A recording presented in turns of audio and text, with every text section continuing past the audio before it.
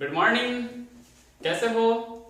बहुत दिनों से हम मिल नहीं पाए थे, कुछ बहुत सारी प्रॉब्लम्स आ रही थी। जैसे आप जानते हो अभी किस प्रकार की प्रॉब्लम चल रही है, बहुत इशू आए हुए थे। लेकिन आज से मैं फिर से आपके लिए आया हूँ और कुछ अच्छी यूनिट के साथ में आया हूँ। तैयारी करना चालू करेंगे। 12th वाले रेडी हो जाइए। आप भी जानते हो कि पढ़ाई बहुत डिस्टर्ब हो रही है और अब हम इसको कोशिश करेंगे कि ये भी कंटिन्यू चलते रहे। जितने भी प्रॉब्लम्स आई, कोई इशू नहीं है, उनको रोकेंगे और हम चलते रहेंगे। तो आज से तैयार हो जाइए। कुछ नया ट्विस्ट लाएंगे यूनिट में, जिससे आपको कोशिश करूंगा जितना पढ़ा रहा हूं पूरा समझ आए। पूरी कोशिश मैं करूंगा, पूरी कोशिश आप करना। और जब हम दोनों साथ रहेंगे तो मुझे लगता है कि किसी भी प्रकार की कोई परेशानी हमारा कुछ नहीं कर सकती। हमारा सिर्फ और सिर्फ एक उद्देश्य होना चाहिए, पढ़ाई करना, और हम निरंतर पढ़ते हुए आगे चलेंगे। तो स्टार्ट करें, चलो स्टार्ट करते हैं। बड़ी प्यारी एक 12th की यूनिट, बड़ी प्यारी यूनिट है जिसका बहुत अच्छा सा नाम है सॉलिड स्टेट, ठोस अवस्था।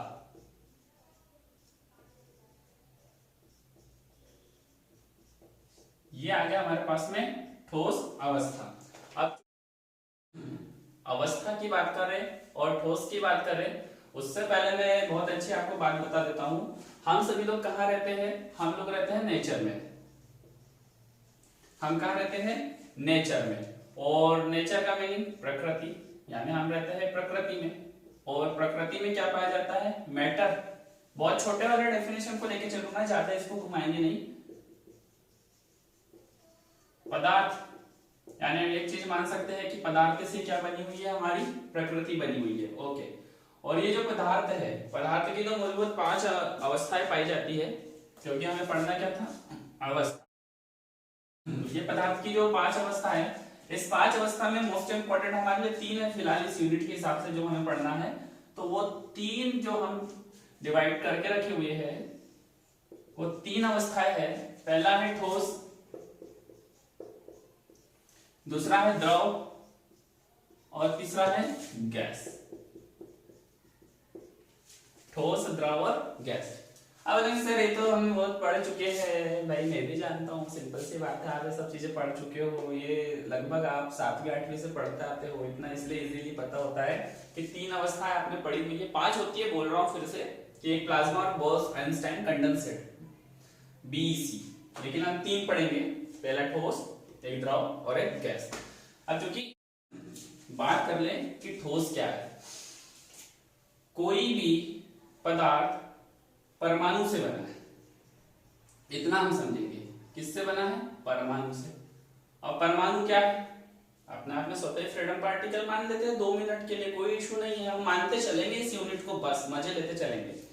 तो हुआ क्या? स्ट्रक्चर हुआ, ये जो परमाणु थे ये आए और इन्होंने ज्वाइंट होने स्टार्ट किया। ये हो गए ज्वाइंट।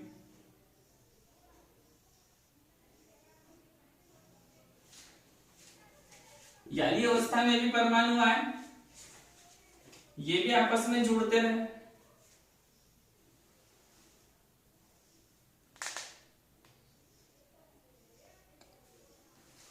गैस वाली अवस्था में भी परमाणु आए और आपस में जुड़ते चले गए।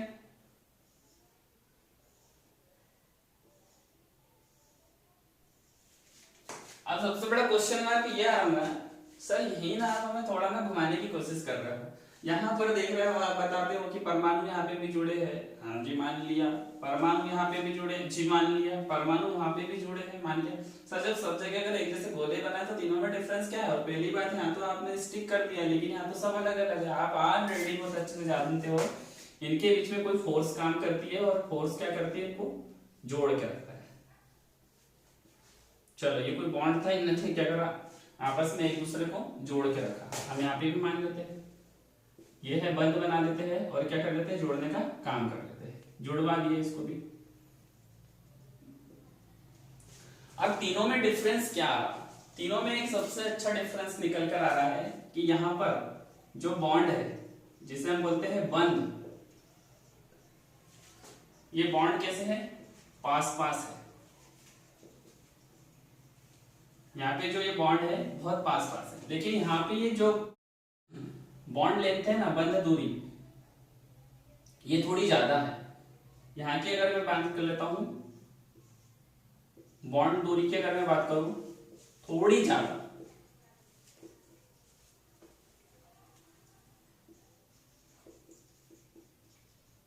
किससे कंपेयर कर ले हम, अगर ठोस से। लेकिन अगर मैं इसी की बात कर लूं, तीसरे की अगर मैं बॉन्ड दूरी की बात कर लूं जब, तो ये होती है बहुत ज्यादा, ये होती है बहुत ज्यादा। आप देख रहे हो यहाँ पे बहुत ही पास पास में है, यहाँ थोड़े दूर और यहाँ थोड़े दूर। अच्छा, अगर मैं एक बात बोलूं कि हमें पढ़ना था मैटर और मैटर की, हम सिर्फ 3 कंडीशन पढ़ रहे हैं अभी की कंडीशन में, ठोस, द्रव और गैस। इस ठोस, द्रव और गैस में हमने देखा कि इसके जो बंद दूरी है बहुत पास पास है, बंद दूरी ज्यादा है और बंद दूरी बहुत ज्यादा है। अच्छा, अगर मैं बोलूं कि तीनों में डिफरेंट लाने का मुख्य कारण, तीनों अवस्था का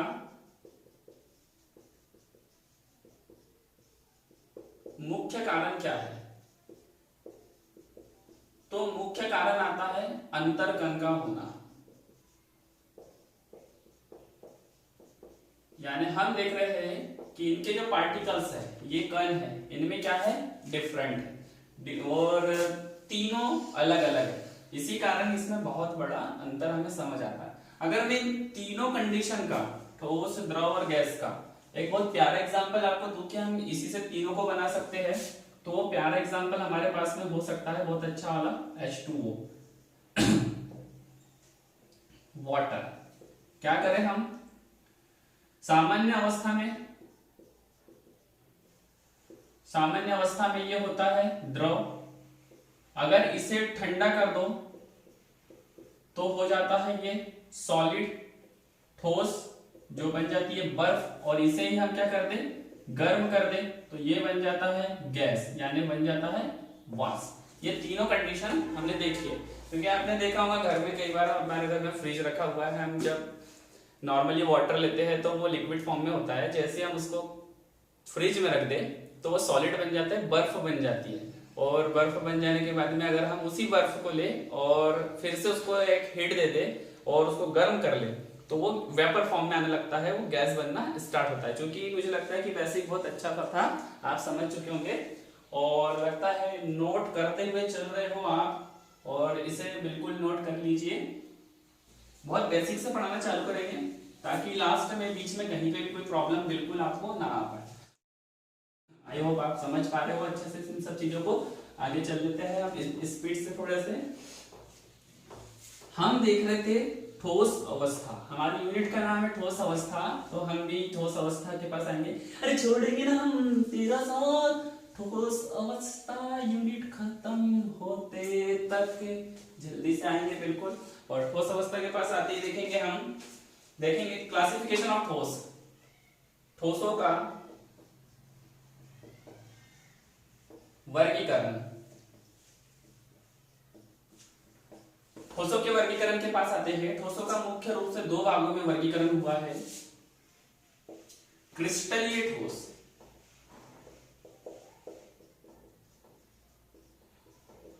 और दूसरा है हमारे पास में अक्रिस्टलीय ठोस।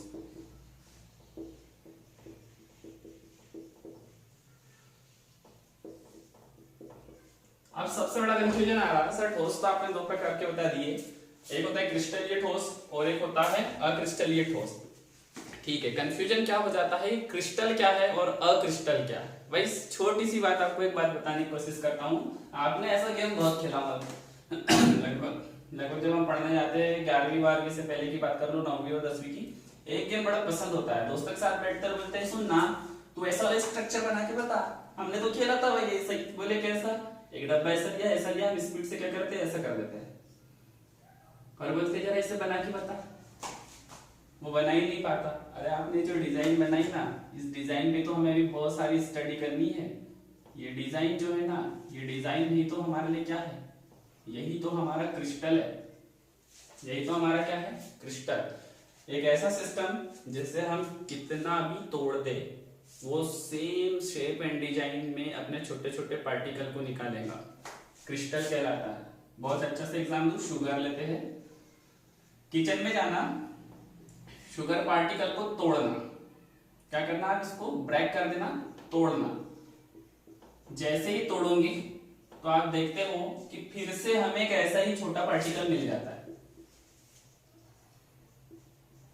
फिर से आप तोड़ोगे, आप देखोगे कि हमें फिर से और एक छोटा पार्टिकल मिलता है। यानी सिमिलरिटी क्या निकल के आ रही है, डिजाइन एक जैसा है, चाहे पार्टिकल इतना बड़ा हो चाहे पार्टिकल इतना सा हो, शेप एंड साइज में अंतर आ रहा है, लेकिन उसके स्ट्रक्चर में कोई अंतर नहीं आ रहा है। नोट नोट नोट, शेप और साइज, आकार, शेप और साइज की बात करूं, उसके आकार में और उसकी संरचना में अंतर आ रहा है। सॉरी, संरचना बोल रहा हूं, इसके आकार में अंतर आ रहा है, लेकिन जो संरचना बनी क्रिस्टल वाली, इसमें कोई अंतर नहीं है। नोट करने वाली बात यहीं पर है, यहीं से समझेंगे। अक्रिस्टलीय ठोस क्या है? अक्रिस्टलीय ठोसों में क्या होता है, सिर्फ बात करूं, दिखने में ठोस है, दिखने में ठोस जैसे होते हैं, वाकई में ठोस लगते भी है, लेकिन जो संरचना है ठोसों से भिन्न होती है। यानी अगर मैं बोलूं कि जो इसकी संरचना बनके तैयार हो रही है वो एक्चुअल में ठोस जैसी हो ही नहीं सकती, वो ठोसों से अलग रहेगी। बहुत ही अच्छा एक एग्जांपल देता हूं आपको, दे देता हूं कांच। कांच इसका बहुत प्यारा एग्जांपल है। कांच आपने देखा हुआ है, आपने कई बार देखा होगा, जाते हैं सजने का बड़ा शौक होता है, जैसे ही आईने के पास जाएंगे सजते और खट से पता चला है ना गिर गया। जैसे गिरा, उस आईने के कांच के बहुत सारे टुकड़े हो जाते हैं। टुकड़े होते तक बात सही थी, हमने बोला था इसके भी टुकड़े हो जाते हैं, टुकड़े इसके भी हो रहे, लेकिन इसका कोई स्ट्रक्चर ही नहीं होता है। आप देखोगे कांच कभी ऐसा टूटा हुआ मिलता है, कभी ऐसा टूटा हुआ मिलेगा, कभी ऐसा टूटा मिलेगा, कभी हो सकता है वो ऐसा टूट जाए, उसका कोई साइज शेप नहीं बन रहा, वो किसी भी आकृति और किसी भी आकार में टूट सकता है। यही इसकी एक सबसे बड़ी खासियत है। तो थोड़ा सा अगर रिमाइंड लगा दूं क्रिस्टलीय ठोस के बारे में, जो आकार है छोटा करने के बाद भी एक जैसा ही होगा, लेकिन इसमें क्या होना है, डिफरेंट डिफरेंट चीजें बन बनकर निकल कर आएंगी। अच्छा, अगर मैं बात कर लेता हूँ, थोड़े थोड़े से इनके गुण देख लेता हूँ। अगर मैं इनके गुण की बात करूं कि गुण कौन कौन से हैं, तो सबसे पहला गुण लेकर आते हैं, निश्चित क्रम होता है।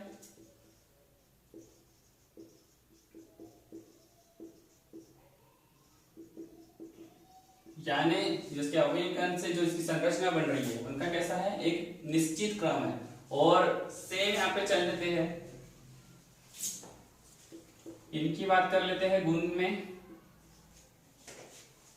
ये हो जाता है हमारा फर्स्ट। सेकंड अगर मैं इसका देख लूं, निश्चित गलनांक होता है।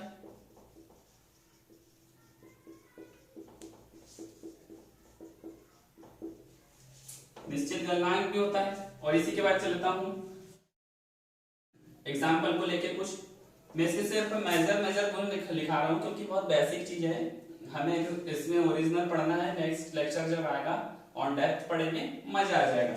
यहां से चल लेते हैं, हीरा, सोडियम क्लोराइड, आयोडीन। एग्जांपल ले लेता हूं, हीरा, सोडियम क्लोराइड और आयोडीन। अगर यहां पे चल लेते हैं, इसके गुणों की बात कर लेता हूं, तो इस क्या होती है, इसकी निश्चित व्यवस्था होती है, ये अनिश्चित क्रम होता है। इसका क्रम कैसा है, अनिश्चित क्रम है। इसी के बाद बोल लेता हूं, गलनांक भी इसका अनिश्चित है। गलनांक अनिश्चित। और इसी के साथ अगर चल लेते हैं, एग्जाम्पल ले लेते हैं कुछ उदाहरण, कांच, प्लास्टिक और रबर, ये बन गए हमारे इसके एग्जाम्पल।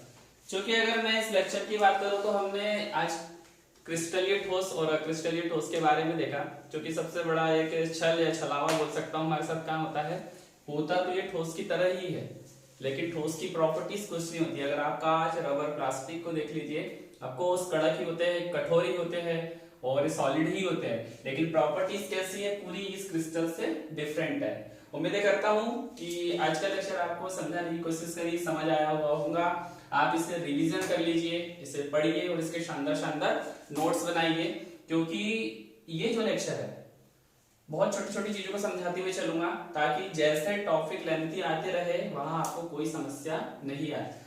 आई होप लेक्चर समझ आया हो।